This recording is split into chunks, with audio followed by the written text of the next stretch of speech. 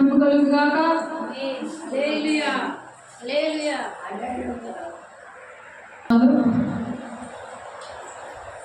దీపవృక్షము 12వ భాగము ఇప్పుడు నేర్చుకుంటున్నాము.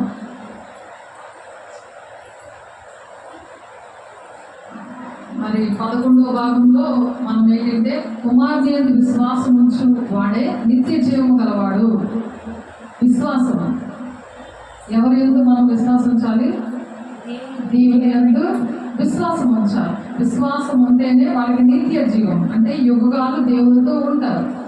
ఆయన మీద విశ్వాసం లేకుండా ఆ దీపాన్ని ఆర్పేసుకున్నారనుకో, అంటే దేవుని మాటలు వినకుండా సాతాను మాటలు విని చీకటమయంగా అయిపోయారనుకో, నీ కన్ను తాటకుంటే నీ శరీరం అంతా వెలుగుమయమే అవుతుంది.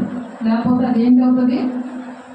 నీ కన్ను చెడినదైతే అది చెడువి చూసి అది ఏం చేస్తుంది? నోటితో మాట్లాడిస్తుంది అబద్ధాలు. ఏంటి? చెడువి వింటారు. కానీ దేవుడు చూసిన కళ్ళు అది ఓర్చుకోలేదు. ఆ వెలుగుని ఆ చీకటి మీద ప్రకాశింపచేసి ఆ జీవము చూసేలాగా దేవుని సన్నిధికి తీసుకొస్తుంది. అది దీపస్తంభం, వెలుగిచ్చే దీపం అన్నమాట. ప్రార్థన చేస్తారు వాళ్ళ కోసం. అయ్యో దేవా, వెలిగించిన దీపం చీకటైపోయిందే అని మళ్ళీ దాన్ని వెలిగించి దేవుని సన్నిధికి తీసుకొస్తారు. కుమారుని యందు విశ్వాసం ఉంచేవాడే నిత్య జీవము గలవాడు. ఎందుకంటే దేవుడు క్షమించి మళ్ళీ ఆ దీపాన్ని వెలిగిస్తాడు అని ఒక విశ్వాసం మీద దేవుడు తీసుకొచ్చాడు. పని చేసినాడు, ఆ దీపం వెళ్ళి పని చేసినాడు. అది పని చేయకపోయింది అనుకో, ఈ దీపం ఆరిపోద్ది, ఆ దీపం ఆరిపోద్ది. 2 దీపాలు వెళ్ళిపోతాయి. ఆరిపోతాయా లేదా? అందుకే ఒక్కరి కోసం ఒకరు బ్రతకాలి, ఒకరి కోసం ఒకరు ప్రార్థన చేసుకోవాలని ఉంది. వాటి ఒకరి భారము ఒకరు వహించాలని ఉంది. అది ఎవరు? దేవుని శరీరంలో అవయవాలు. యేసే శరీరం అంటే ఏంటి చెప్పాలి? సంఘం. సంఘానికి శిరస్సు ఎవరు? యేసయ్య. అవయవాలు ఎవరు? ఇప్పుడు ఆ శరీరం. అందుకే ఇప్పుడు చెయ్యి బాగలేదు, ఈ చేతితో మనం మందు రాసుకుంటామా? అలాగా ఒక్కరికొకరు. ఒక దీపం ఆరిపోతే ఇంకొక దీపానికి వెలిగినిచ్చేవారిగా ఉండాలి. నాకెందుకులే వినదు, అబద్ధాలు ఆడుతుంది. ఇలాగా ఇక్కడ బాగానే మాట్లాడదు, మళ్ళీ బయటికి వెళ్ళాక గిరిగిట్టి అంటే ఏంటి? ఊసర వెళ్ళి, హిందీలో గిరిగిట్టి అంటారు. ఊసర వెళ్ళాక అక్కడికి వెళ్ళగానే ఇంకొక రంగు మార్చేస్తుంది. ఇంట్లోకి వెళ్ళాక ఇంకొక రంగు మార్చేస్తుంది. చర్చిలోకి వస్తే అన్ని రంగులు పోతాయి. దేవుని రక్తంలో కడగబడి ఆ దీపం వెలిగించబడుతుంది. ఆమేన్. అందుకే భక్తిహీనుల గుడారంలో నివసించడం కంటే దేవుని ఆలయంలో, దేవుని ఆవరణంలో నివసించుట 1000 దినముల కంటే శ్రేష్టము అని కీర్తన 84 వచనంలో ఉంది. 4వ వచనంలో 10వ వచనంలో ఉంది. కాబట్టి 84:10లో ఉంది. ఆవరణలోనే అంత దీపం గట్టిగా మండుతూ ఉంటే మరి ఆవరణలోకి వస్తే ఆ దీపం మండుతుందా లేదా? ఆ రంగులన్నీ పోతాయి లేదా? ఊసలు వెళ్ళి రంగులన్నీ పోతాయి కదా. దేవుని రక్తంతో కడగబడిన ఆ ఒలీవల నూనెతో, ఆ పిక్కలతో దంచబడిన ఆయిల్ మీ దీపం అనే మీ ఒంటిలో వేసి అది ఎప్పుడు వెలుగుతూ ఉంటుంది. లోకానికి మీరు వెలిగి ఉన్నారు. ఎందుకంటే దేవుడు ప్రేమించి దేవుని లోకానికి వేసేది ప్రాణం పెట్టడానికి. అందరు పాపాలు, అది మతం కులం భేదం లేకుండా పాప క్షమాపణ, మానవాళి రక్షణ కోసం ఏసే ప్రాణం పెట్టి మనల్ని కూడా దేవుడు పిల్లలుగా చేశారు. అంటే ఏసే ఏ పనులు చేస్తున్నారో ఆయన పోలి నడవాలని ఆయన రూపం ఇచ్చారు. అందుకే ఏ పందిలోగో ఏ కుక్కలాగో చేయలేదు కదా ఆ పనులు ఇక్కడ చేయడానికి. అంటే చేసిన తప్పే చేస్తే కుక్కలకు మాట వినవా అని అంటారా? దానికి ఎప్పుడు వంకరే. ఎంత లాగినా దాని తోక వంకరే. నీకు ఎంత చెప్పినా నువ్వు వినవు, కుక్కవి అని అంటారు. అంతేనా? ఎంత పరిశుద్ధంగా వాక్యంతో కడిగి పంపిస్తే మళ్ళీ పందిలాగా బొర్రలో నువ్వు దొల్లుతూ ఉంటే మళ్ళీ ఇక్కడికి పంపిస్తుంటే మళ్ళీ దొల్లుకొని వచ్చి పరిశుద్ధత లేకుండా వచ్చి కూర్చుంటే అది దీపస్తంభం లక్షణాలా? చెప్పండి. ఆరిపోయిన దీపమా, అది వెలిగించినది దీపమా? చెప్పమ్మా. ఆరిపోయిన దీపమా, వెలిగిస్తున్న ఇంకొకరు వెలిగించే దీపమా? అది ఆరిపోయి వస్తుందా ఆ దీపం? వెలిగించి పంపిస్తుంటుంటే ఎవరు దీపం వాళ్ళే వెలిగించుకోవాలి. ఎవరు మట్టుకు వాళ్ళే వెలిగించుకొని నీ కుటుంబాన్ని వెలిగించాలి, సంఘాన్ని వెలిగించాలి. అనేక మందికి ఈ విషయాలు తెలియవు. నిన్ను ప్రేమించి దేవుడు నేర్పిస్తున్నాడు. నీకు నేర్పిస్తుంటుంటే నువ్వు చెప్పాలి కదా, నువ్వు వెలగాలి కదా. దేవుని బిడ్డగా నువ్వు రుజువుపరచుకోవాలి కదా. నేను దేవుని బిడ్డని, అందరూ నిన్ను చూస్తే దేవుని బిడ్డ అని చెప్పాలి కదా నీకోసం. ఆ వెలుగు ఆడనంట ఆ విశ్వాసం ఉంచువాడే నిత్య జీవం గలవాడు, నిత్యము జీవిస్తాడు యుగగాలు దేవునితో. ఆమె అన్న నీకు జీవించాలని లేదా యుగగాలు దేవునితో? అలాగ ఆమె అన్నప్పుడు మీరు ఆమె అంటే యుగాలు దేవునితో ఉండాలి. సైతానుతో ఉన్న అనోరేంజర్స్ కానీ అన్నప్పుడు ఆమె అన్నప్పుడు దేవునితో నేను యుగాలు ఉంటాను అని చెప్పి దేవుని మీద విశ్వాసం ఉంచాలి. నేను అలాగ చేస్తాను, దీపవృక్షంగా నేను ఉంటాను, నేను వెలుగుతా, అనేక మందిని వెలిగిస్తాను అని విశ్వాసంతో అలాగ దేవుని దగ్గర కలిగినప్పుడు దేవుడు ఆ పని ఆ మనిషి ద్వారా, ఆ దీపవృక్షం ద్వారా నడిపిస్తాడు. నేను చెయ్యలేను అన్నామంటూ అది సాతానుడి పని. అది విశ్వాసం అంటారు, అవిశ్వాసం అంటారు.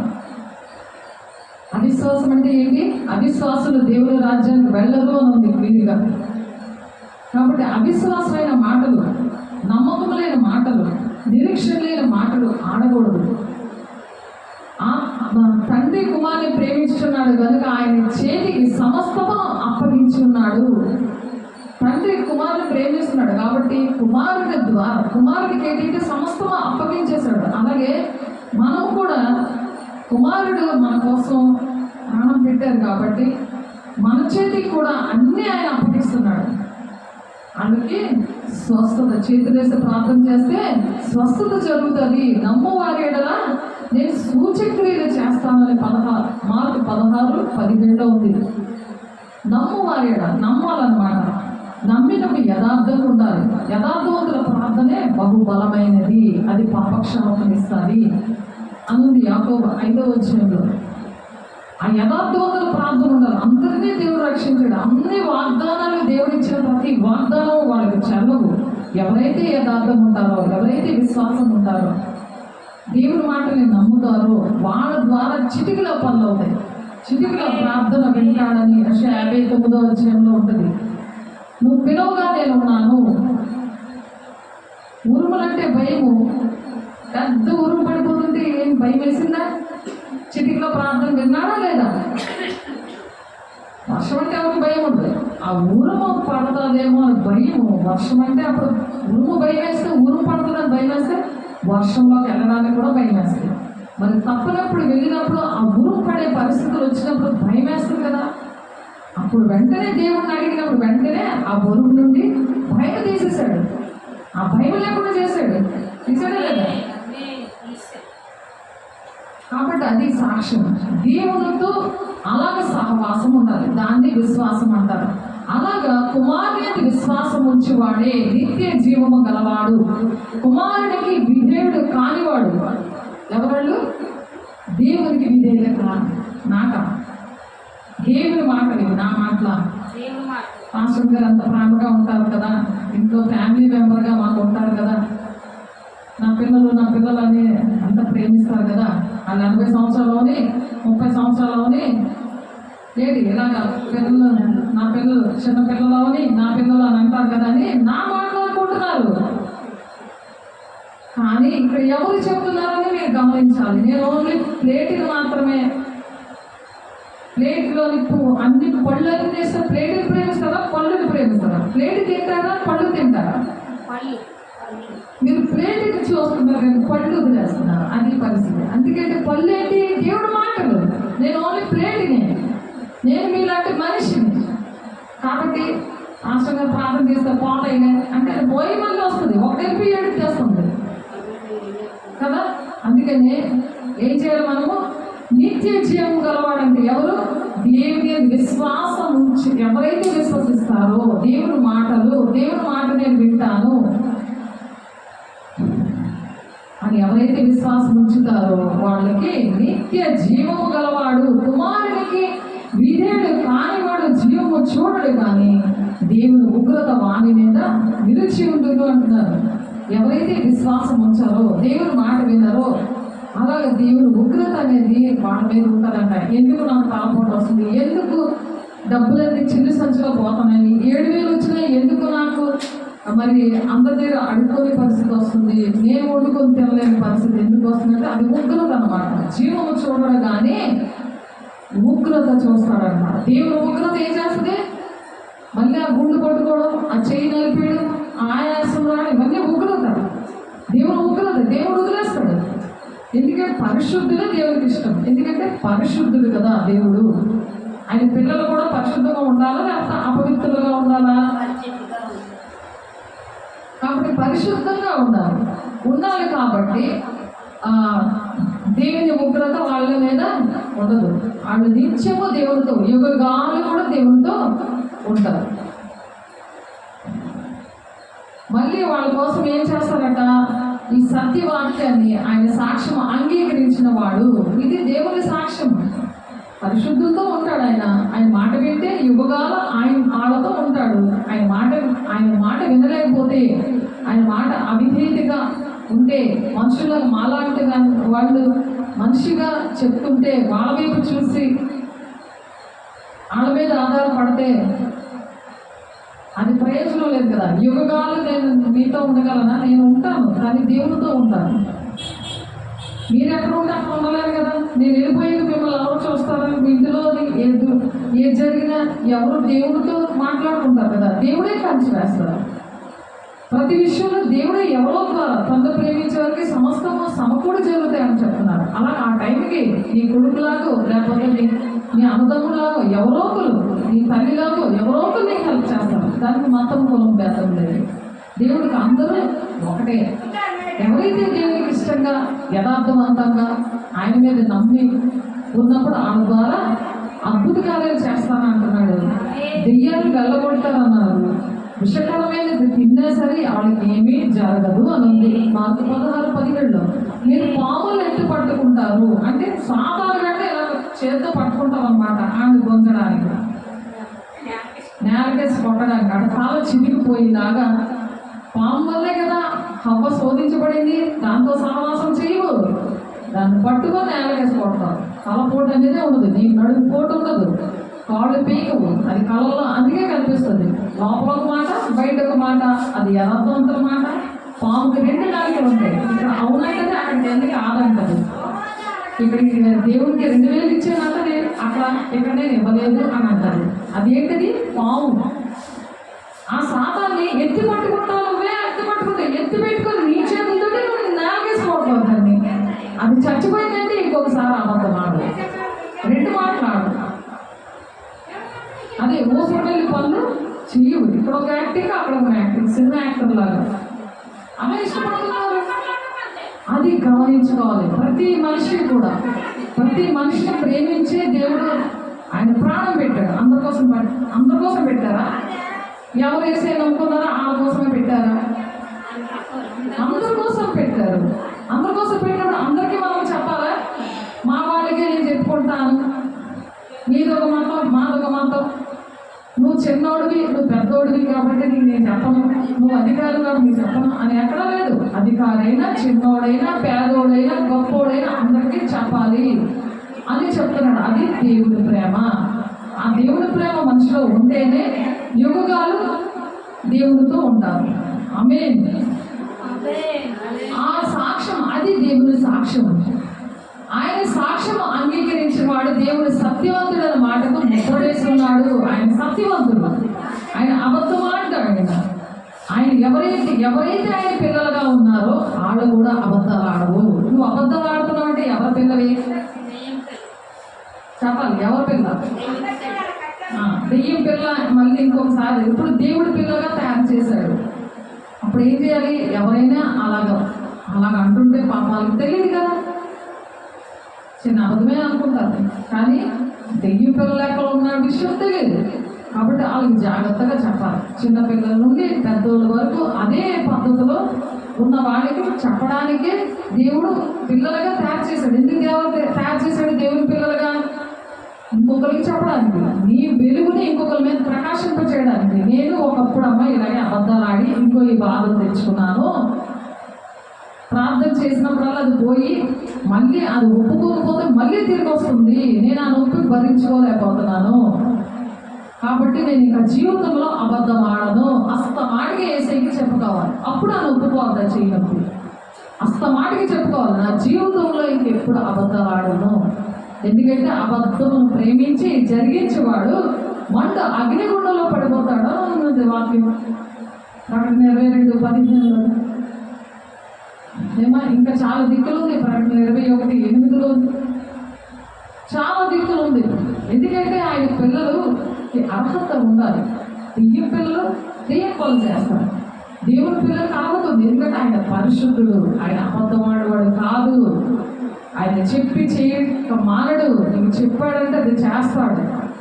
అలా నమ్మదగిన దేవుడు, ప్రాణం పెట్టిన దేవుడు. నువ్వంటే చాలా ఇష్టపడి నీతో యుగాలు ఉండాలని 6000 సంవత్సరాల నుండి కష్టపడుతున్నాడు. ఆయన పని చేస్తున్నాడు. నువ్వు కూడా పని చేస్తే నీతో కలిసి చేస్తానంటున్నాడు. నిన్ను ఒంటరిగా వదిలిపెట్టే దేవుడు కాదు. నీతో దేవదూతల సమూహంతో నువ్వు ఒక్క దాని వెళ్తుంటే ఒక్కడే వెళ్తుంటే 6000 అయ్యా దేవున్నారు. ఒక్క మనిషిని 1000 మందిగా చేస్తానని ఉంది వాక్యం. యెషయా 60:22 ఒక్క మనిషిని 1000 మందిగా చేస్తాడు. అంటే నీతో 1000 మంది దేవదూతల సమూహంతో వస్తారు. నువ్వు యథార్థంగా ఉండడం కష్టమా? అబద్ధం ఆడకుండా లోపల ఒక మాట బయట ఒక మాట ఆడుకొని పావులకు 2 నాలుగు వేసుకొని అది నీకే నష్టం కదా. నీ ఒళ్ళంతా చీకటమయమైపోతుంది, వెలుగు లేదు. అమ్మ ఎంత కళగా ఉన్నామో అంటారు మొహం చూడగానే. ఎంత బాగుందనే ఈరోజు అని అంటారు. అనుకుంటూ ఉండగలవా? రాగానే నిన్ను అలాగే అన్నానా చాలా బాగున్నావు మన మనసు ఏమ్మా అలాగే అనుకుంటా లేదా? ఆ బాగోలేకుండా ఆడిపోయిన దీపాలు చూసి ఏమంటాము? ఎందుకమ్మా మాట్లాడలేదు, ఎందుకు ఇలా ఉన్నావు అని అడిగారు. అది దాన్ని ఏమంటారు? ప్రేమ. యథార్థంగా చెప్పడం. బాగైపోతే సర్లే బాగైపోతాంలే పర్వాలేదులే అని చెప్తే ఏంటిది? మనుషుల బోధ, దేవుని బోధ కాదు. ఎవరి బోధ అది? వాక్యమే చెప్తుంటారు, కానీ బైబిల్ వాక్యమే చెప్తారు, కానీ దాన్ని వివరించడం అలాగే చెప్తారు. పర్వాలేదు, దేవుడు విడివిడగా ఏడబాడు అని అంటారు. నువ్వు యథార్థంగా లేకపోయినా నేను విడవడమ్మా. నువ్వు చర్చకు వచ్చేసి వెళ్ళిపోతే చాలు, తమ్ముడికి వెళ్ళిపోతే చాలు, ఏవో కాంగ్రెస్ వెళ్ళిపోతే చాలు, నువ్వు వస్తే చాలు, దేవుడు నీకు బాగా చేసేస్తాడు. అంతే. వచ్చి ఏం చేయాలి? దేవుని దగ్గర ఒక మాట, ఒక తీర్మానం, దేవుని దుఃఖపెట్టిన విషయాలు అన్నీ కూడా దేవునికి చెప్పుకొని, ఇంకా నేను ప్రాణం పోయి పని చేయనయ్యా, యుగగాలు నీతో ఉంటానయ్యా అని ఆయన సాక్ష్యాన్ని కదా. ఆయన సత్యవంతుడైన మాటకు ముద్ర వేసి ఉన్నాడు. అంటే ముద్ర వేయడం అంటే ఏంటి? నేను దేవుని బిడ్డ, నా మీద దేవుడు ముద్ర వేశాడు కాబట్టి ఆ మాటకి నేను ముద్రగా, నేను ఒక స్టాంప్గా ఉంటాను. ఆ సీల్ ఎవరు సాతానుడు ఓపెన్ చేయలేడు. నేను ఎవరు కూడా నిన్ను ఆ తోవలో నుంచి బయటికి తీసుకెళ్ళలేరు. నీలో ఉన్న అభిషేకం, నీలో ఉన్న దేవుడి ప్రేమను ఎవరైనా తప్పించగలరా? నువ్వు నిలబడితే దేవుడు ఇచ్చిన అభిషేకాన్ని ఎవరైనా తీయగలరా? అది ముద్ర వేయించుకోవడం అంటే, ముద్ర వేయడం అంటే నీలో ఉన్న వరాలు, ఆ దెయ్యాల మీద అధికారం, ఇతరులకు వెళ్ళి ప్రార్థన చేసి నీ ప్రార్థన నేర్పించి మరి చర్చిలోని బయట దేవుని పిల్లల్ని శిష్యులుగా చేయడం, ఆ గుణాలు దేవుని గుణాలు, అవి ఎవరైనా తీయగలరా? దాన్నే సత్యవంతుడని మాటకు ముద్ర వేయడం. దేవుడు నీకు ఆ ముద్ర వేసేస్తున్నాడు. అలా ముద్ర వేసినప్పుడు ఎవరు కూడా ఆ ముద్రని తీయలేదు. తండ్రి కుమారుని ప్రేమించేవాడు కనుక ఆయన చేతికి సమస్తము అలాగ అప్పచెప్పాడు. కాబట్టి తండ్రి కుమారుడు ఏం చేశాడు? ఆయనకి లాగా శిష్యులు 12 మంది శిష్యుల్ని తయారు చేశారు. అలా 12 మంది శిష్యులుగా మనం ఉన్నామా లేదా అని సరి చేసుకోవాలి. ఆ 12 మంది శిష్యులు ఇంకొక 12 మంది శిష్యులు తయారు చేయాలి. ఆ 12 మంది ఇంకొక 12 మందిని తయారు చేయాలి.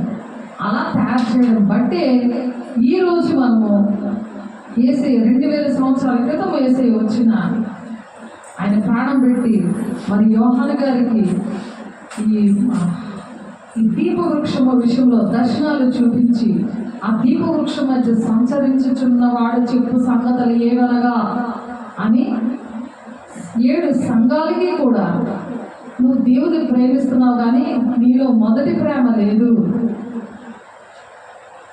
దేవుడు బాధలు వచ్చినప్పుడు ప్రేమ వస్తుంది, బాధలన్నీ పోయాక ఆ ప్రేమ ఉండదు, ఆ దేవుడితో తీర్మానం చేసుకున్నావు ఉండవు.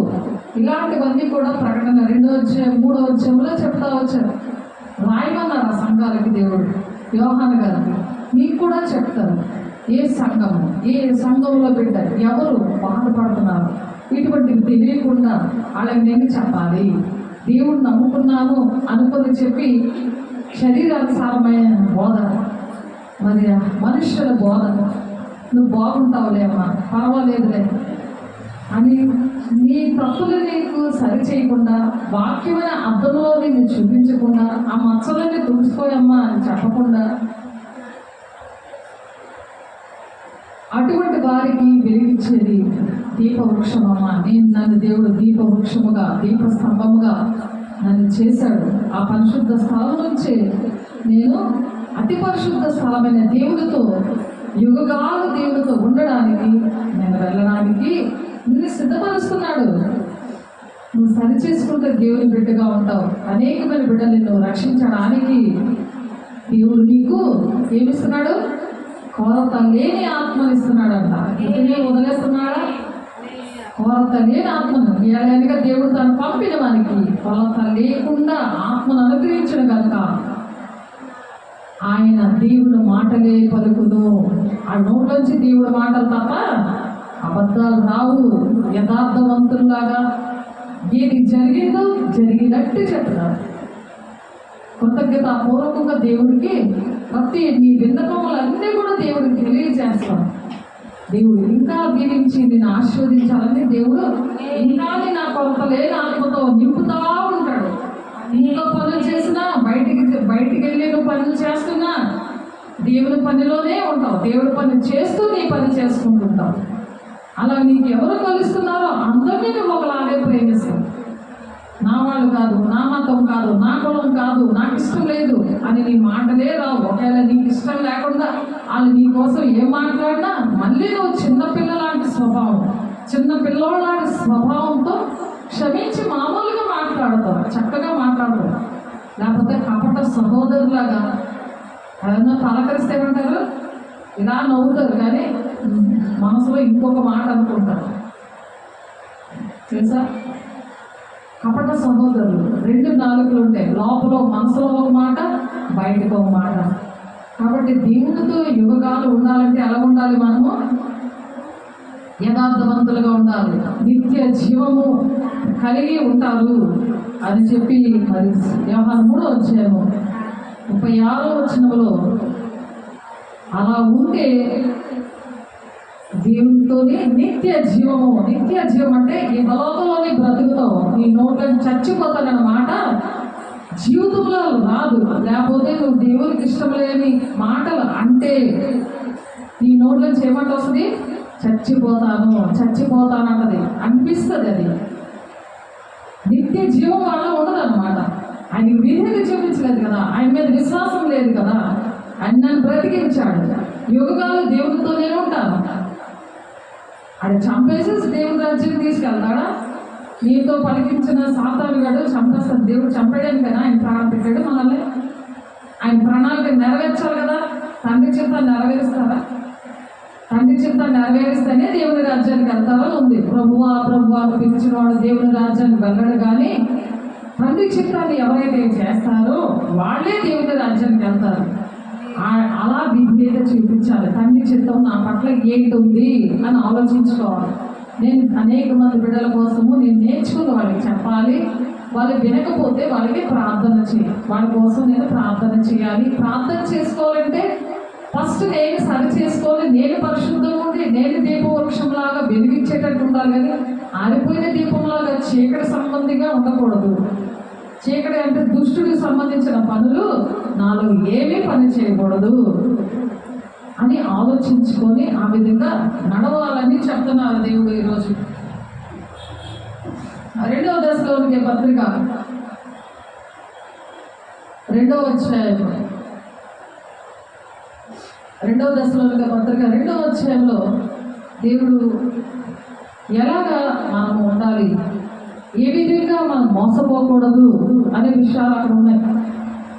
సాతాను నుంచి మరి ఆ బోధ నుంచి సాతాను బోధ చేస్తున్నాడా, దేవుడు బోధ చేస్తున్నాడా అనే విషయాలు జ్ఞాపకం తెచ్చుకోవాలి. 2వ దశలోనికే పత్రిక 2వ అధ్యాయము 1-4 వచనాల్లో, సహోదరులారా, ప్రభు దినం ఇప్పుడే వచ్చినట్టు ఆత్మ వల్లనేను మాట వల్లనేను మా యొద్ద నుండి వచ్చినదని చెప్పిన ప్రతి పత్రిక వల్లనైనను ఎవడైనా చెప్పిన ఎడలా, ఎవరైనా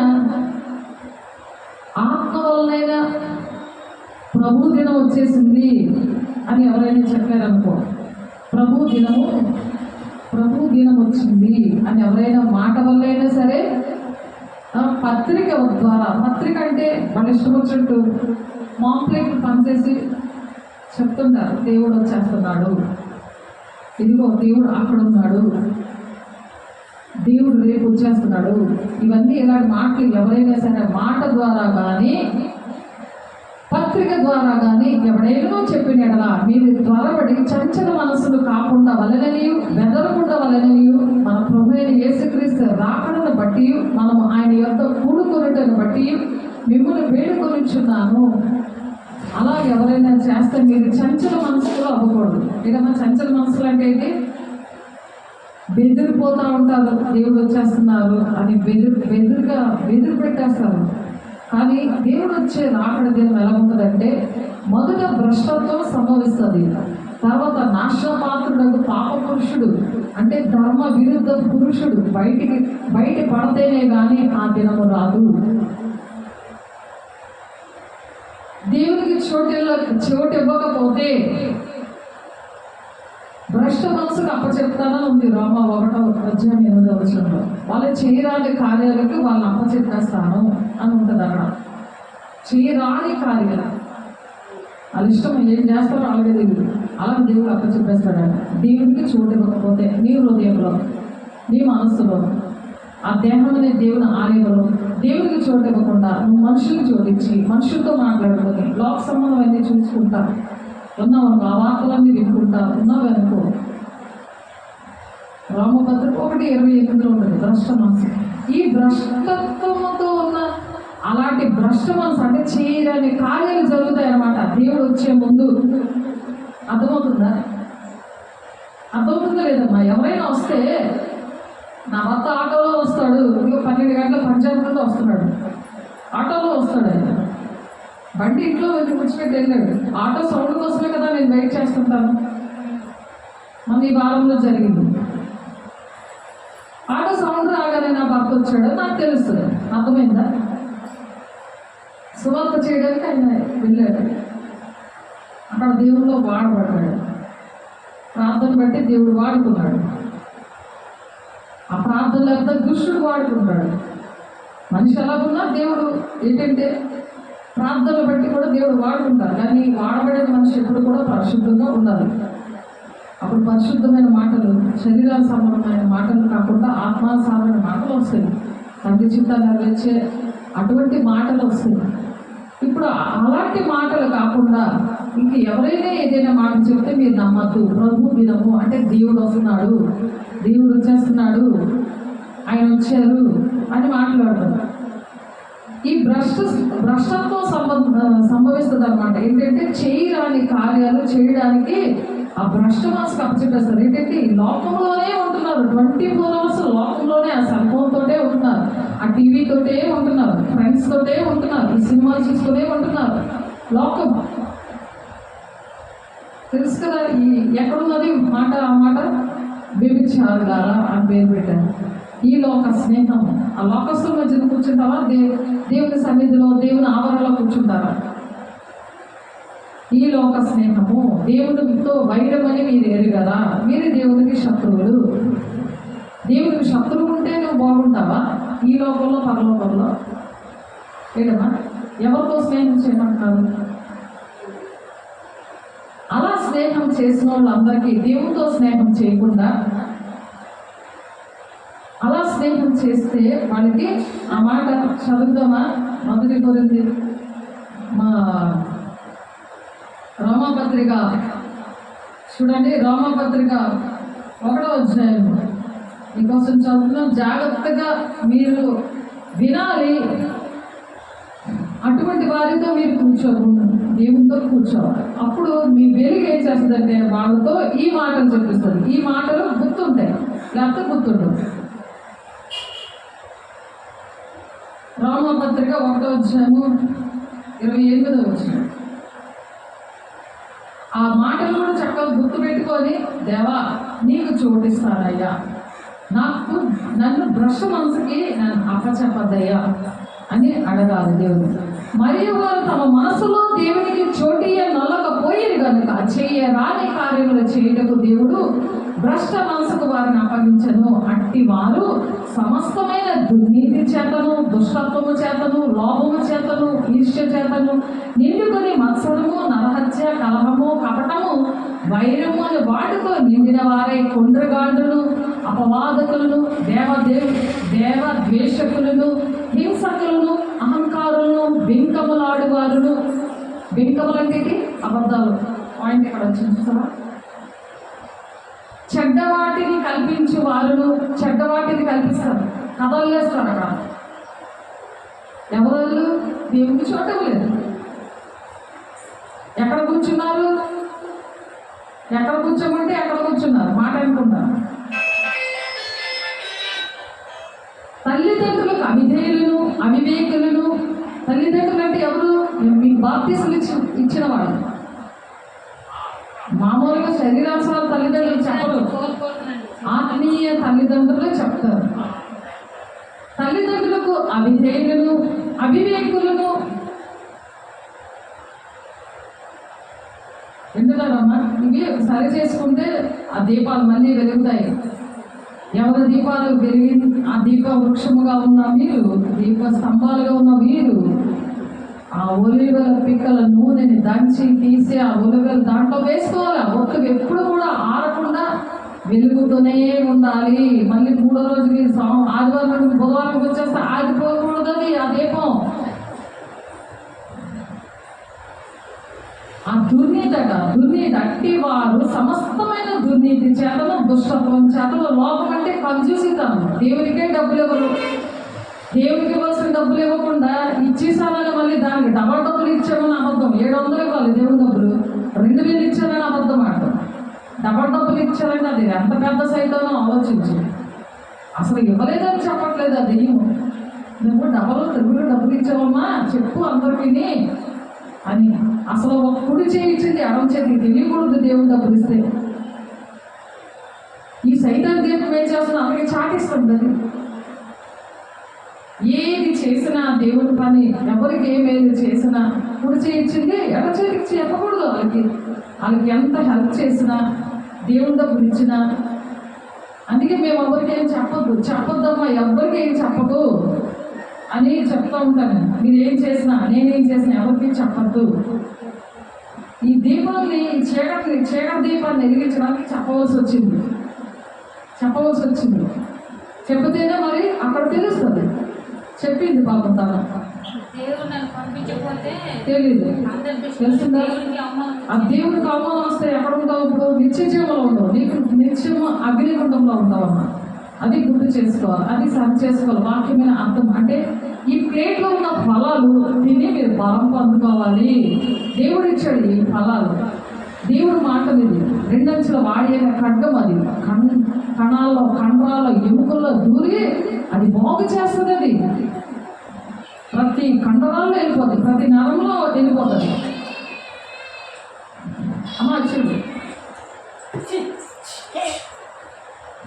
అయితే కొండ్రేగాండ్రును కొండేలు చెప్తుంది. అది దెయ్యానికి ఒక గుణాలు ఉంటాయా? ఒక్కమే ఉండదు దానికి అన్ని గుణాలు ఉన్నాయి కదా. భ్రష్ట మనసుగా దేవుడే అప్పచెప్పేశాడు. ఎందుకంటే దేవుడికి చోటు ఇవ్వలేదు. దేవుడికి చోటు ఇవ్వలేదు. సాతానుకు చోటు ఇచ్చి సాతాను ఉండే ప్లేస్కి వెళ్ళి కూర్చుంటే రాయమ్మ సాతాను పిల్లల రండి నేనున్నాను అనుకున్నాను. అక్కడ తీసుకెళ్ళింది. అక్కడ తీసుకెళ్ళాలి మనసు వచ్చినప్పుడు ఏం చేయాలి? ఏసునామములో కొమ్మను ఆజ్ఞాపిస్తున్నానని దేవుడికి లోబడాలి. ఆత్మీయ తల్లికి లోబడాలి.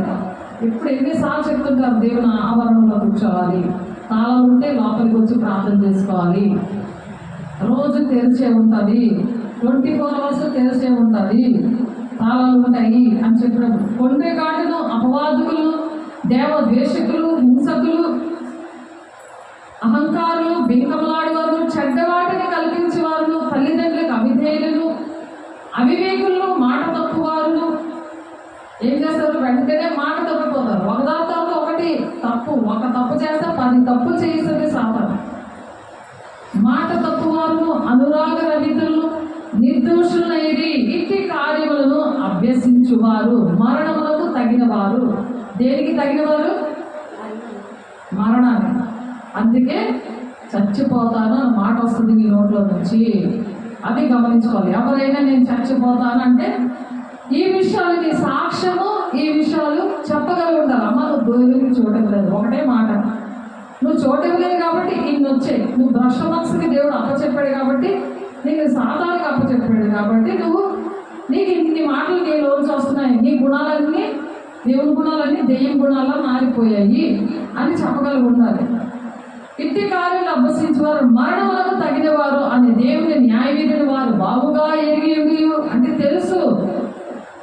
20 పనులు చేస్తే దేవుడి రాజ్యానికి వెళ్ళరు, చచ్చిపోతారు. దేవుడే మరణానికి తగిన వారు అంటున్నారు. బాగుగా ఎరిగి వాటిని చేయుచున్నారు. ఇది మాత్రమే కాక వాటిని అభ్యసించే వారితో సంతోషముగా సమ్మతించుచున్నారు. వాళ్ళతో మీటింగ్ వేసుకుంటున్నారు. అంటారుగా నేను ఈరోజు చెప్దాం అనుకోలేదమ్మా అది. కానీ దేవుడు ఎవరిని ప్రేమించి పండు పెడుతున్నారు? ప్లేట్గా నన్ను పెట్టుకొని, నన్ను ప్లేట్గా పెట్టుకున్నాడు. ఇవి నావి కాదు, నావా? నేను నిలబడితే చాలు దేవుడు మిమ్మల్ని ప్రేమించి మీద మాట్లాడతారు. అది సరి చేసుకోవడమే ఆ దీపాన్ని వెలిగించుకోవడం. అది ఎప్పుడు వెలుగుతూ ఉంటేనే నువ్వు నిత్యము దేవునితో, యుగాలు దేవునితో ఉంటావు. ఈ లోకంలో నువ్వు దీపవృక్షంలాగా నీ వెలుగుని అనేక మంది ప్రకాశింపచేస్తావు. అనేక మందికి దేవుని రాజ్యాన్ని నడిపిస్తావు. నీ సాక్ష్యం చెప్పి దేవునికి అవమానకరంగా ఉండకుండా, దేవునికి ఇష్టంగా ఉండి. ఇదమ్మా అలా ఉంటావా? చెప్పమ్మా, ఉంటావా? నోటితో చెప్పు, నోటితో చెప్పు. వింటానేసయ్యా, నేను వింటానమ్మా చెప్పు.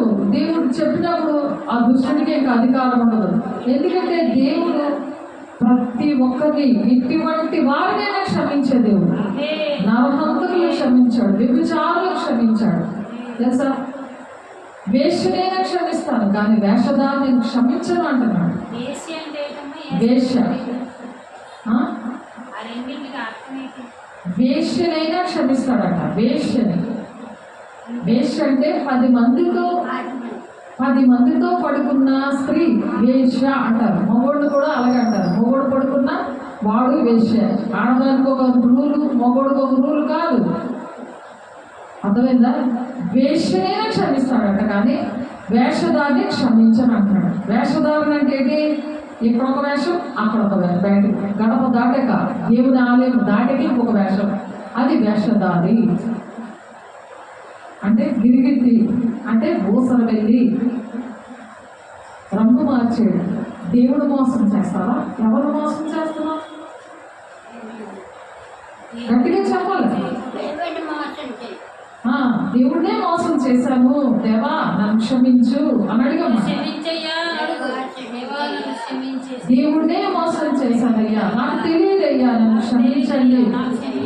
నేను బ్రతుకుతానే నీ కోసం. అనేక మందికి నేను దీపవృక్షంగా నన్ను నడిపించేయ.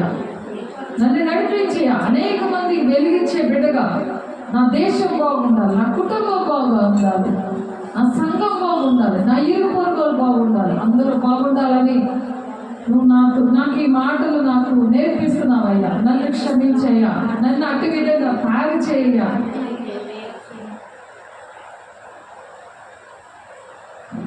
కాబట్టి ఎప్పుడు వస్తుందట,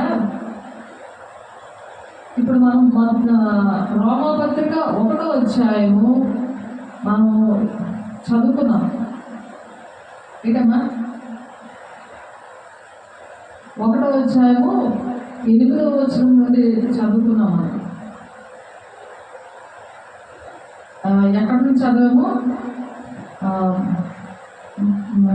32 వచనాల వరకు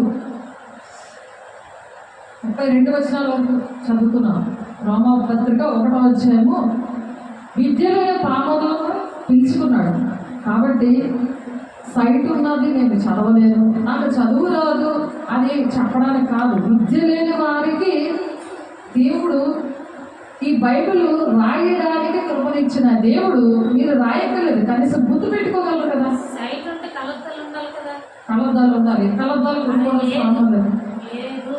కలద్దాలు ఈ అమ్మకి లేవు. ఇప్పుడు కలద్దాలు లేవు, చదవచ్చు కానీ కలద్దాలు లేవు. కాబట్టి కలద్దాలు లేకపోయినా గుర్తు పెట్టుకోవాలి. ఇప్పుడు ఉండగలరు, కలద్దాలు లేకపోయినా ఉంటారు. సైట్ అది అంటే అక్షరాలు సరిగ్గా కనిపించవు. అప్పుడు ఈ విద్య లేని పామరులకి ఏంటంటే చదువు రాదు.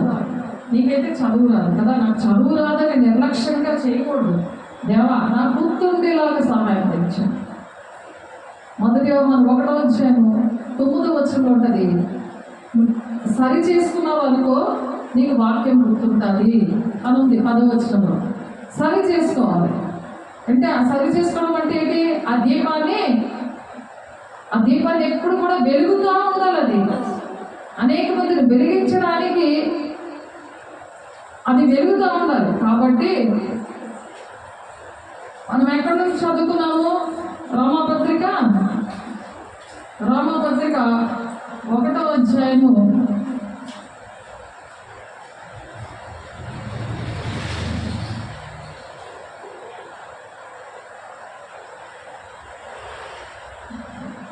దేవునికి చోటయ్య నల్లకపోయి కనుక అని ఎక్కడ చదవమా?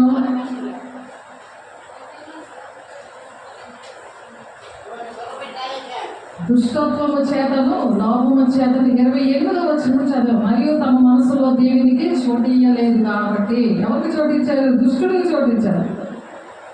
దుష్టుడికి చోటించినట్లు దుష్టుడు చోటించిన పనులు ఏంటంటే అబద్ధాలు ఆడము, దేవుని సన్నిధికి రాకపోవడం,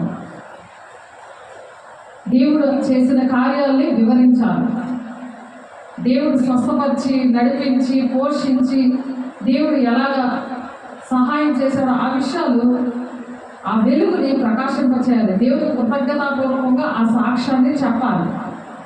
ఎవరి దగ్గరికి వెళ్ళినా దేవుడు నన్ను ఇలా బాగు చేశాడమ్మా, నా దేవుడి పిల్లలు ఇలాగా నన్ను ఆదరించారు, దేవుడు నమ్ముకున్న బట్టి నా దేవుడు ఇలాగా నన్ను దీవించారు. అటు విధంగా దేవుడితో ఇష్టంగా ఉండాలి. ఇష్టంగా లేకుండా చంచల మనసు, అంటే అది దేవుడు కావాలి, అది దెయ్యం కావాలి, రెండు కావాలి.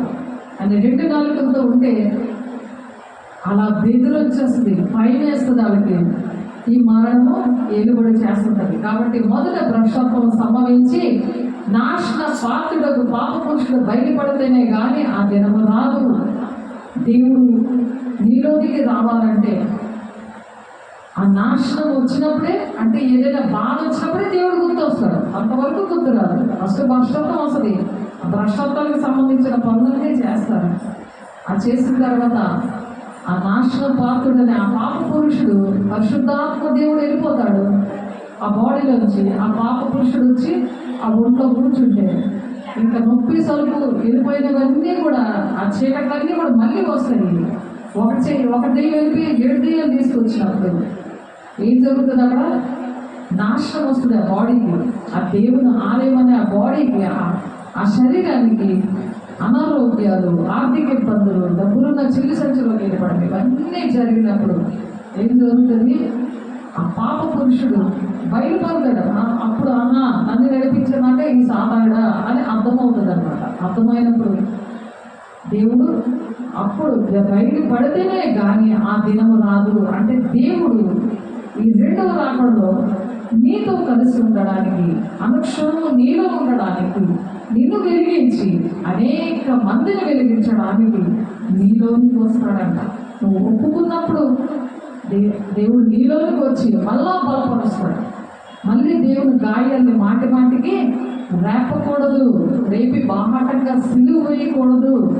దేవుని బిడ్డలు అడుక్కొని పరిస్థితిలో ఉన్నారా? దేవుని బిడ్డలు దేవుని సన్నిధికి వెళ్ళి కూడా మళ్ళీ దెయ్యాలు పట్టుకొని మళ్ళీ ఊపిరాడకుండా మళ్ళీ చచ్చిపోయే పరిస్థితికి వచ్చారా? ఎన్నిసార్లు హాస్పిటల్లో జాయిన్ చేయాలి అని, ఎన్ని మందులు పని చేయవు, మళ్ళీ మందులు కావాలి. కాబట్టి దేవుడు వాక్యమే ఆధారం అన్నమాట. ఆ వాక్యాన్ని పట్టుకొని మనం బ్రతకాలి. ఆ బ్రతకడానికి దేవుడు కృప ఇచ్చారు. ఎందుకంటే అప్పుడు ఏం జరుగుతుంది? నీతిమంతుల నోరు, అప్పుడు ఆ నోరు ఎలా పనిచేస్తుంది? అదే వర్షత్వంలో ఉన్న నోరు, నీతిమంతుల నోరు చిలుపు బూట. దేవుని మాటలు అడుగుతారనమాట. ఎప్పుడైతే దేవునికి ఇష్టంగా ఉంటారో, ఎక్కడ కూర్చున్నా దేవుని శక్తిని పొందుతున్న వాళ్ళు, అమ్మో ఇన్నాళ్ళు మదుపని చేయకుండా ఎలా మాట్లాడే మనిషి ఎలా మాట్లాడుతున్నారు? జీవపు ఊట. నీ మాటలు వింటుంటే ఎదుటి వాళ్ళకి ప్రాణం లేచి వస్తుంది. వాళ్ళ పాపంలో నుండి, శాపంలో నుంచి బయటకు వచ్చే జీవము గల మాటలు, బ్రతుకు బాగు చేసుకునే మాటలు వస్తాయి ఆ నోట్లో నుంచి. నీ సాక్ష్యం వస్తుంది, వాక్యం వస్తుంది. సాయంత్రం 10-11 అవుతుంది. వాళ్ళ మాటలు జీవపు ఊట. ఆ ఊట లాంటి మాటలు నీతో ఎంతసేపు ఎవరున్నా సరే వాళ్ళు బలపరిచే మాటలు, వాళ్ళు సరిచేసే మాటలు, యోగాలు దేవునితో ఉండడానికి అటువంటి మాటలు వస్తాయి. అబద్ధాల మాటలు రావు. దేవుని విషయంలో, మనుషుల విషయంలో కృతజ్ఞత లేని మాటలు రావు. ఆ జీవపు ఊట గల మాటలు వస్తాయంట. ఆమేన్. ఆ నీతిమంతులు నోరులా ఉండాలి అని చెప్పి దేవుని మాటల విషయంలో దేవునికి ఇష్టంగా అలాగా బ్రతకాలి అని చెప్తున్నారు. ఇక్కడ ఎహెజ్కేలు గారి ద్వారా కూడా దేవుడు కొన్ని మాటలు మాట్లాడారు. ఎహెజ్కేలు గ్రంథము చూద్దాం. ఎహెజ్కేలు గ్రంథము 47వ అధ్యాయము. చదువు వచ్చిన వాళ్ళు ఏం చేయాలంటే బైబిల్ తీసి చూడాలి. మీకోసం నేను చదువుతున్నాను. చదువు రాలేని వాళ్ళు ఏం చేయాలంటే చక్కగా వినాలి. నాకు చదువు రాదు కదా అని అనుకోకుండా వింటే దేవుడు అలా గుర్తు చేస్తారు. అతడు మందిరపు గుమ్మమునకు నన్ను తోడుకొని వచ్చెను. మందిరము తూర్పు ముఖముగా ఉండెను. నేను చూడగా మందిరము గడప క్రింద నుండి నీళ్లు ఉబికి తూర్పుగా పారుచుండెను. ఏంటయ్యట ఈ నీళ్లు? నీరు అంటే వాక్యమమ్మ. నీరు అంటే ఏంటి? వాక్యము, దేవుని సత్యవాక్యము. దేవుని మందిరం అనేది ఆలయము. ఎలా ఉండాలి? దేవుని ఆలయము, దేవుని మందిరంగా ఉండాలి మన శరీరము. అప్పుడు నోట్లో నుంచి ఏ మాటలు వస్తాయి? దేవుని మాటలు వస్తాయి. కొరత లేని ఆత్మతో దేవుడు నింపుతాడు కాబట్టి వాళ్ళు దేవుని మాటలే పలుకుతారు అని చెప్పి ఇప్పుడు నేర్చున్నాం. అతడు మందిరము గుమ్మమునకు నన్ను తోడుకొని వచ్చాను. మందిరము తూర్పు ముఖముగా ఉండేను. నేను చూడగా మందిరపు గడప క్రింద నుండి నీళ్లు ఉబికి తూర్పుగా పారుచుండెను. ఆ నీళ్లు బలిపీఠమునకు దక్షిణము గల మందిరపు కుడి ప్రక్కన క్రింద నుండి పారుచుండెను. ఆ మందిరం క్రింద నుండి తూర్పు పక్కగా పారుకునేట. తూర్పు ప్రక్కన ఏముందంటే డెడ్ సీ ఉందన్నమాట. డెడ్ సీ అంటే సముద్రము. చేపలు చచ్చిపోతాయి అన్నమాట. చేపలు అని అంటే ఏంటి? దేవుని పిల్లలు. ఎందుకంటే శిష్యులు పేతురుని ఆంద్రేయ ఇద్దరు కూడా మరి సముద్రం దగ్గర చేపలు పట్టుకున్నారు. వాళ్ళది చేపలు పట్టే వ్యాపారం, చేపలను పట్టి వాళ్ళ జీవనోపాధి. అది మత్తయి సువార్త 4:18-19 వచనాల్లో ఉంది. అప్పుడు యేసు వచ్చేయమంటారంటే, మిమ్మల్ని మనుషులు పట్టే జాలలుగా నేను చేస్తాను. ఎలా చేస్తానంటాడు ఆయన? మనుషులు పట్టే జాలరిగా చేస్తాను. కాబట్టి ఆ చేపలు ఏంటంటే మనుషులు చేపలు పడితే ఆ చేపల ప్లేస్లో మనుషులు పట్టే జాలరిగా చేస్తాను. అందుకనే ఆత్మీయ అర్థం ఏంటంటే మనుషులు అంటే చేపలు, మనుషులు పట్టే జాలరిగా దేవుడు శిష్యులు తయారు చేశాడు. ఇప్పుడు మనం ఎవరిమే? దేవుడి శిష్యులు. అంతేనా? శిష్యులమా కాదా? దేవుని శిష్యులమా, దేవుని శిష్యులా? దేవుని శిష్యులు అన్నప్పుడు దేవుని మాటలు వస్తున్నాయా లేదా, దేవుని పని చేయగలుగుతున్నానా లేదా అని అర్థం చేసుకోవాలి. కాబట్టి ఆ మందిరము గడప కింద నుండి నీళ్లు ఉబికి తూర్పుగా పారుచుండన ఆ నీళ్లు బలిపీఠములకు దక్షిణముగా మందిరపు కుడి ప్రక్కన కింద నుండి పారుచుండెను. ఆ మందిరం అనే నీ దగ్గర నుంచి ఏంటి పారుతున్నాయంట? కొరతలేని ఆత్మతో నింపినప్పుడు దేవుని వాక్యము, దేవుని మాటలు వస్తున్నాయి. దేవుని మాటలు వస్తున్నాయి. నీతిమంతుల నోరు జీవపు ఊట. ఆ ఓటలో నుంచి ఏది ఊరుతుంది? దేవుని మాటలు ఊరుతున్నాయి. ఎందుకంటే దేవుని సన్నిధిలోని దేవుని దగ్గర ఒప్పుకున్నప్పుడు దేవుడు ఓటలా తయారు చేశాడు. దీపవృక్షంలాగా వెలిగించాడు. ఆరిపోయిన దీపాన్ని వెలిగించాడు. సరి చేసుకున్నప్పుడు దేవుడు దీవించడానికి దేవుడు ఆ మనిషిలోనికి ఆ పాప పురుషుని వెళ్ళగొట్టి ప్రభు దినము అంటే ప్రభు నీ ఒంటిలోనికి వచ్చిన దినము. అలా ఉన్నప్పుడు దేవుడు ఒకసారి అందరూ కూడా ప్రభు దినము రావడానికి అనేక మందిని ఆ విధంగా సిద్ధము చేయడానికి నీలోనికి దేవుడు వచ్చాడు కదా. అందరిలోనికి దేవుడు వచ్చినప్పుడు అప్పుడు దేవుడు రెండవ రాకడలో ఆయన అందరు దేవుడు రాజ్యంగా ఈ భూలోకమే దేవుడు రాజ్యంగా తయారైపోతుంది. భూలోకం ఆత్మీయ పరలోక రాజ్యం ఎలాగైతే ఉందో దేవుడు ప్రజలతో జీవించాలని మరి మొదటి రాకడ నుండి ఆయన శ్రమ పడుతున్నాడు. 60 సంవత్సరం నుండి ఆయన శ్రమ పడుతున్నాడు, పని చేస్తున్నాడు. ఆయన ప్రతి ఒక్కరిని క్షమించి ప్రేమించి దేవుని దూతల్లాగా దేవుని పిల్లల్ని తయారు చేసి వాళ్ళ జీవపు ఓటలాగా తయారు చేసి పాస్టర్ అన్నమాట. దేవుడు మాటలు చెప్పినలు వాళ్ళ నోరు జీవపు ఓటగా ఉంది. అలాగా ఆ ఓట దగ్గర రాగానే వెంటనే ఆ చేపలు బ్రతుకుతాయి. ఆ చేపలైన మనిషి బ్రతుకుతారనమాట. అలాగే జీవపు ఓట. అలాంటి మాటలు దేవుడు పలికించి వాళ్ళకి ఆరోగ్యం ఇస్తాడు. మార్కు 16:20 ఉంటుంది. ఆ మాటలు ప్రకటించగానే ఆయన సహకారి ఉండి అక్కడ అద్భుత కార్యం చేస్తానంటున్నాడు. దేవుని మాటలు ప్రకటిస్తే, ఆ జీవపు ఓట గల మాటలు ప్రకటిస్తే, ఆ వాక్యం వినగానే మనకి ఏం జరుగుతుంది? స్వస్థత వస్తుంది, విడుదల వస్తుంది, దుష్టు నుండి విడుదల వస్తుంది. ఆ దీపం వెంటనే వెలిగించబడతాడు. అలా ఇంగ్లాండ్లో ఒక ఆమె చక్కగా వాక్యం విని వెంటనే క్యాన్సర్ నుండి విడుదల పొందుతుంది. ఆవిడ ఎవరో తెలియదు. ఆవిడ వచ్చి నేను చనిపోతానని డాక్టర్లు చెప్తున్నారు. డాక్టర్లు అమ్మ నేను చనిపోతానని డాక్టర్లు చెప్తున్నారు అని చెప్తుంటే పాస్టర్ గారు కొంచెం ప్రార్థన చేయండి అనేసి పిల్లలందరూ చెప్తున్నారు. వాక్యం మధ్యలో వాక్యం వింటే స్వస్థత వస్తుందని దేవుడు నా నోట్లోంచి పలికించారు. వెంటనే వాక్యం వేసరికి నాకు బాగుంది, నాకు డాక్టర్లు అయితే చనిపోతానన్నారు, కానీ నా దేవుడు నన్ను బ్రతికించాడు.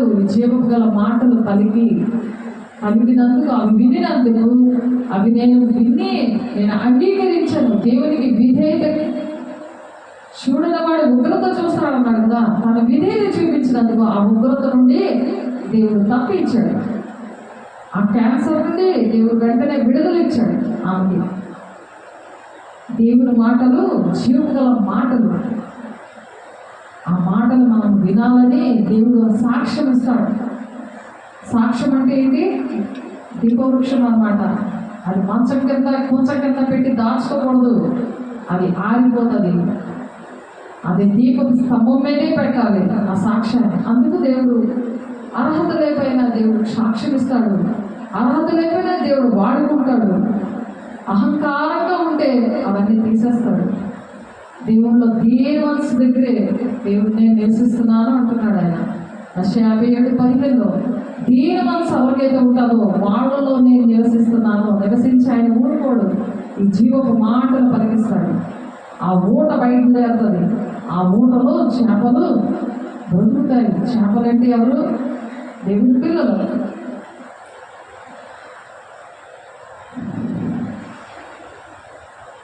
మరలా 8వ వచనం చదువుతాం. 8వ వచనం యెహెజ్కేలు 47:1 చదివాము ఇప్పుడు. తర్వాత 8వ వచనం, అప్పుడు ఆయన నాతో ఇట్లనెను, ఈ నీళ్లు ఉబికి తూర్పుగా ఉన్న ప్రదేశములకు పారి అరాబాలోనికి దిగి సముద్రంలో పడును. అప్పుడు సముద్రపు నీళ్లు మంచి నీళ్ళవును. ఈ ఊట ఎదురు పడుతుంది డెడ్ సీలోని. ఉత్తర దిక్కున ఏటుంది? డెడ్ సీ ఉంది. ఆ డెడ్ సీలో చేపలు చచ్చిపోతున్నాయి. అంటే లోకము. సముద్రం అంటే ఏంటి? లోకము. ఆ లోకంలో ఉన్న మనుషుల్ని దేవుడు తీసుకొచ్చి ఈ ఉబ్బుకుతున్న సత్యవాక్యాన్ని దేవుడు కొరత లేని ఆత్మతో నింపి దేవుడి పిల్లల్ని ఏం చేస్తున్నారు? అవి బ్రతికేలాగా చేస్తున్నారు. ఆ చేపలు బ్రతికేలాగా చేస్తున్నాడు. అందుకు దేవుడు మనల్ని ఈ భూలోకంలో సృష్టించాడు. మొదట నా నీతిని రాజ్యాన్ని మీరు వెతకండి అంటే ఇది. ఆయన నీతిని మనం నీతిగా ఉంటే దేవుడి మాటకు కొరత లేని ఆత్మను దేవుడు ఇస్తాడు. ఆ నీరు అనే వాక్యము ద్వారా, దేవుని మాటల ద్వారా ఆ సముద్రంలో పడిందంట ఆ నీళ్ళు. ఆ నీళ్ళు ఎక్కడ పడ్డాయి? లోకంలో ఉన్న మనుషుల మీదకి ఆ ఊటలు పడి ఆ సముద్రపు నీళ్ళు ఏం చేసేట? మంచి నీళ్ళుగా అయిపోయాట. ఆ సముద్రపు నీళ్ళు ఏంటి? సముద్రపు నీళ్ళు తాగితే చచ్చిపోతారా బతుకుతారా? సముద్రం నీళ్ళు, సముద్రపు నీళ్లు తాగుతున్నారు అంటే లోకములో ఉన్న నీరు తాగుతున్నారు. అంటే లోకముతో బ్రతుకుతున్నందు వలన ఏంటి జరుగుతుంది? అప్పు నీళ్ళు తాగి తాగి చచ్చిపోతున్నారు చేపలు. ఏం చేశారంట? అప్పుడు సముద్రపు నీళ్ళు మంచి నీళ్ళు అయ్యాయంట.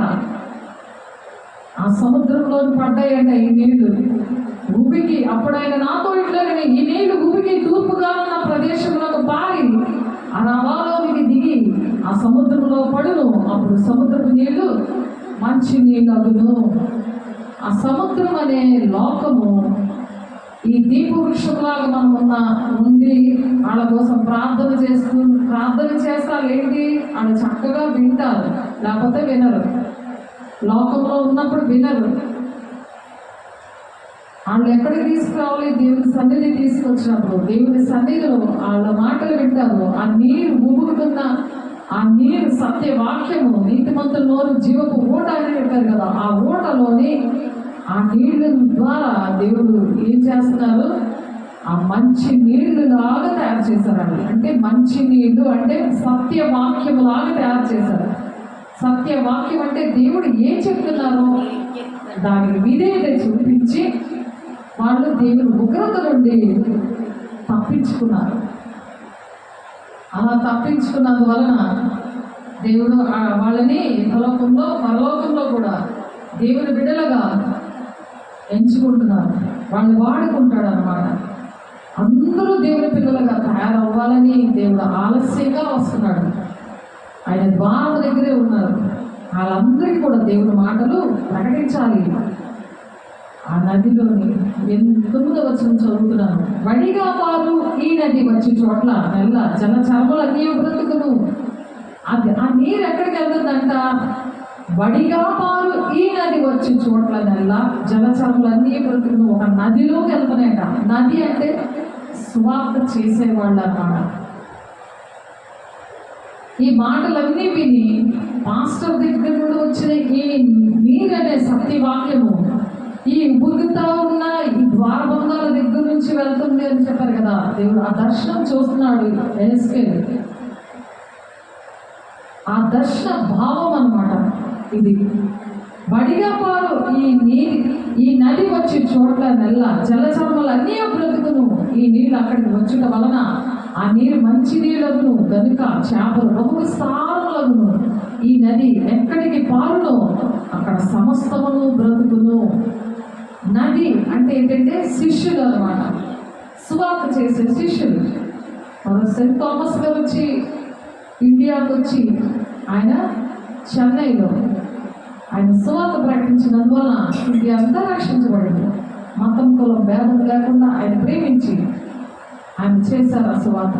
అలాగే సువార్తలు ఆ 12 మంది శిష్యులు అనేక మంది శిష్యులు అలా తయారు చేసినందువల్ల ఈరోజు మనము ఈ మాటలు చెప్పగలుగుతున్నాం. వాళ్ళ కన్నీరు, వాళ్ళు చేసిన పరిచర్య, దేవుడి మాటలు విని ఆ కొరత లేని ఆత్మతో వాళ్ళు నింపబడినందువలన మనము కూడా ఈరోజు ఇలా ఉన్నామంటే అది దేవుని కృప. దేవుడు శిష్యులు అందరినీ దేవుడు ఎంచుకోలేదు, అందరినీ దేవుని శిష్యులుగా తయారు చేసుకోలేదు. 12 మందిని దేవునితో సహవాసం చేశారు. పాస్టర్తో ఏం చేయాలి? సహవాసం చేయాలి శిష్యులు. యేసయ్యతో శిష్యులు ఎలాగైతే సహవాసం చేశారో మీరు కూడా నాతో శిష్యులుగా ఉండాలని ఇష్టపడినప్పుడు శిష్యులుగా ఉంటారా? నోరెత్తి చెప్పండి. మరి శిష్యులుగా ఉన్నప్పుడు సహవాసం చేయాలి. అందుకే ఫోన్లోని చర్చిలోని రోజు కూడా మాట్లాడాలి. ప్రతిదీ కూడా యథార్థంగా చెప్పినప్పుడు దేవుని దగ్గర, సేవకుల దగ్గర విధేయతగా యథార్థంగా ఉన్నప్పుడు దేవుడు ఏం చేస్తారంట? ఆ నీరు నుంచి ఈ నీళ్లు అక్కడికి వచ్చడం వలన ఆ నీరు మంచి నీళ్ళను ఈ నదిలోకి ప్రవహించే. నది అంటే ఎవరు? శిష్యుడు అనమాట. వాళ్ళ సువార్త ప్రకటించడానికి, సాక్షిగా నిలబడడానికి ఇష్టపడిన వాళ్ళ దగ్గరికి ఆ నీరట మంచి నీళ్ళు అయ్యి ఆ చేపలనే శిష్యులని బ్రతికించాయి. బహు విస్తారంగా ఆ 12 మంది శిష్యులు ఏంటయ్యారు? ఇంకొక 12 మంది శిష్యులు తయారు చేశారు. బహు విస్తారంగా అయిందంట. ఈ నది ఎక్కడికి పారునో అక్కడ సమస్తమును బ్రతుకును. ఈ నది అనే సువార్తికులు ఎక్కడికి వెళ్తారో, ఎక్కడ కూర్చుంటారో అక్కడ అంతా కూడా ఆ నది ఎక్కడికి పారునో అక్కడ సమస్తము, అక్కడ ఉన్న వాళ్ళందరూ కూడా ఈ జీవజాల నది తాగి వాళ్ళు బ్రతుకుతా ఉన్నారంట. అది బ్రతుకుట క్రీస్తే, చావైతే లాభమే అన్నట్టుగా వాళ్ళు దేవుల్లో బ్రతుకుతారు. తన ప్రాణాన్ని ప్రేమించేవాడు దాన్ని పోగొట్టుకుంటాడు. తన ప్రాణాన్ని ప్రేమించేవాడు ఏం చేస్తాడు? పోగొట్టుకుంటాడు. ఆ ప్రాణాన్ని దక్కించుకున్నవాడు పోగొట్టుకుంటాడట. ప్రాణాన్ని దక్కించుకొని అబద్ధాలు ఆడతారు. నాకు బాగోలేదు ఏదైనా పెడతారని అబద్ధాలు ఆడతారు అనమాట. నాకు ఈ నొప్పి ఆ నొప్పి అని చెప్పి ఏదైనా పెడతారని అలాగ అబద్ధాలు ఆడతారు. ఆ ప్రాణం పోతుందేమో అని, చచ్చిపోతాను అని అంటే చాలా అందరూ బాగా దగ్గరికి వస్తారు కదా, వచ్చి అన్ని పెడతారు కదా, ఆ విషయంలో అబద్ధాలు ఆడతారు. కాబట్టి ప్రాణాన్ని పోగొట్టుకున్నవాడు ప్రాణాన్ని అలా దక్కించుకుంటారు. అలా అబద్ధాలు ఆడి ప్రాణాన్ని దక్కించుకున్న వాళ్ళు ఏమవుతారంట? ప్రాణాన్ని పోగొట్టుకుంటారంట. ప్రాణాన్ని పోగొట్టుకుందాం అనుకున్న వాళ్ళు దేవుని కోసం దక్కించుకుంటారన్నది ఎక్కడ మత్తయి 10వ వచనంలో ఉంటుంది, 37వ వచనం కింద నుండి. కాబట్టి ప్రాణాన్ని దేవుని కోసం పోగొట్టుకోవడానికి, దేవా చావైనా బ్రతికేది నేను అబద్ధం ఆడకుండా నీ కోసం నేను బ్రతుకుతానయ్యా. ఎందుకంటే బ్రతికితే దేవుని కోసం బ్రతుకుతాం, చచ్చిపోతే దేవుని రాజ్యంలో ఉంటాం. అందుకు లాభం. బ్రతుకుట క్రీస్తే, చావైతే లాభమే. అందుకనే దేవా నన్ను వాడుకో, నీ కంచె వేయు, నేను నీతో యుగాలు జీవించాలి, అందరినీ దేవుని రాజ్యంగా చెయ్యాలి, ఆయన సొత్తైన ప్రజలుగా చెయ్యాలి. పరలోకమందు నెరవేర్చినట్లు భూలోకమందు కూడా నెరవేర్చబడును గాక. పరలోకమందున మా తండ్రి మీ నామం పరిశుద్ధపరచబడును గాక, మీ రాజ్యము వచ్చును గాక. అంటే అర్థమేంటి?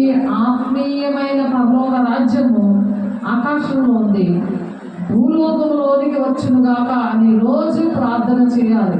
దేవుని సన్నిధి అంటే ప్రతి ఒక్కరిలో కూడా ఈ దీప వృక్షము ప్రతి ఒక్కరిలో ఉండి దేవుని సన్నిధిని అనుభవించే పిల్లలని తయారు చేయాలి మంచి నీరు ద్వారా.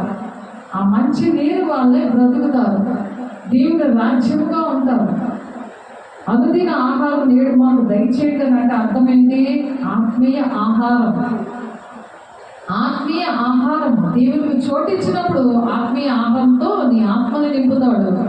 ఎప్పుడైతే నీ ఆత్మని నింపుతాడో నువ్వు నీతిని రాజ్యాన్ని వెతుకుతావు. పరలోకం తనకి తెలుసు నీకు ఏది కావాలో అంటున్నాడు. కాబట్టి నీకు శరీర ఆహారం కూడా నీకు ఏది కావాలో, ఏది తినాలనుందో, ఏది కట్టుకోవాలనుందో, ఏ ఇంటిలో ఉండాలనుందో నీ పరలోకం తనకి తెలుసు, నీకు ఇస్తాను అంటున్నాడు. ఎంత మంచి దేవుడు, తండ్రి అయిన దేవుడు. నీకోసం ప్రాణం పెట్టడానికి తన సొంత కుమారుడిని నీకోసం నా కోసం ఈ భూలోకానికి తీసుకొని వచ్చాడు. అలాగ తండ్రి చిత్తాన్ని నెరవేర్చినప్పుడు యుగాలు దేవుడితో ఉంటామని దేవుడు ఆశపడి మాటలు చెప్తున్నారు. దేవుడి మాటలు దీవించిన కాక ఆమేన్. పరలోకమందున్న మా తండ్రి నీకు వందనాలు స్తోత్రాలయ్యా. మహిమగల దేవా, నీ రాజ్యం అంటే ఏంటో, నీరంటే ఏమిటో ప్రభా, నీ బిడ్డలు నాయన ప్రవక్తలు పలికినవి నెరవేర్పులోకి తీసుకొచ్చి విప్పుబడిన వాక్యము ద్వారా ప్రకటన గ్రంథములు మరి తండ్రి అయా యోహాను గారు, అయా ఆనాడు మోషే గారికి చూపించిన దీపవృక్షము మరి ప్రకటన గ్రంథంలో 1వ వచనం 12వ వచనంలో దీపవృక్షముల మధ్యన సంచరించి వాడు చెప్పు సంగతులు ఏమనగా అని తండ్రి ఆ సంగతులన్నీ మాతో చెప్తున్నందుకు నీకు వందనాలయ్యా. స్తోత్రాలు నాయన. ప్రతి ఒక్కరూ నాయన అటువంటి సంగతులన్నీ నేర్చుకొని వింటున్న బిడ్డలందరినీ ప్రభు దీపవృక్షాలుగా మారుస్తున్నందుకు నీకు వందనాలు. నీ సాక్షిగా నిలబెట్టుకుంటున్నందుకు వందనాలు అయ్యా. సత్యవాక్యం మనకి విధేయులు కాకపోతే దేవుని ఉగ్రత చూస్తారు అని చెప్తున్నావు నాయన. ఆ ఉగ్రతకి పాల్పడకుండా నీకు విధేయత చూపించి కొరత లేని ఆత్మతో ప్రతి ఒక్క బిడ్డని నింపి నీకు మహిమ తెచ్చే బిడ్డలుగా యుగాలు మేము నీతో ఉండే జీవితాలు మాకు అనుగ్రహించుతున్నందుకు మాకు నాయన అట్టి ఆత్మతో మీరు కుమ్మరించి అయ్యా మీరు నాయన సాక్షిగా మరి శుక్రవారం మీరు నిలబెట్టుకుంటున్నందుకు వందనాలు స్తోత్రాలు చెల్లిస్తూ యేసే పరిశుద్ధ నామంలో బ్రతిమలాడి వేడుకుంటున్నాను తండ్రి. ఆమేన్. తండ్రి యొక్క దీవెన, కుమారుని యొక్క కృప, పరిశుద్ధాత్మని ఇచ్చే సహవాసం సకలోక పరిశుద్ధులకి ఎవరైతే నేను నీ సత్యవాక్యాన్ని అంగీకరిస్తున్నారో ప్రతి ఒక్కరికి కూడా నేను నీ అభిషేకముతో నింపి నీ ప్రణాళికని ప్రతి ఒక్కరి పట్ల నెరవేర్చుకొని సదాకాలము తోడైంది నడిపించింది కాక. ఆమేన్. God bless you. వందనాలు. దేవుడు వాళ్ళు దీవించిన కాక. ఆమేన్.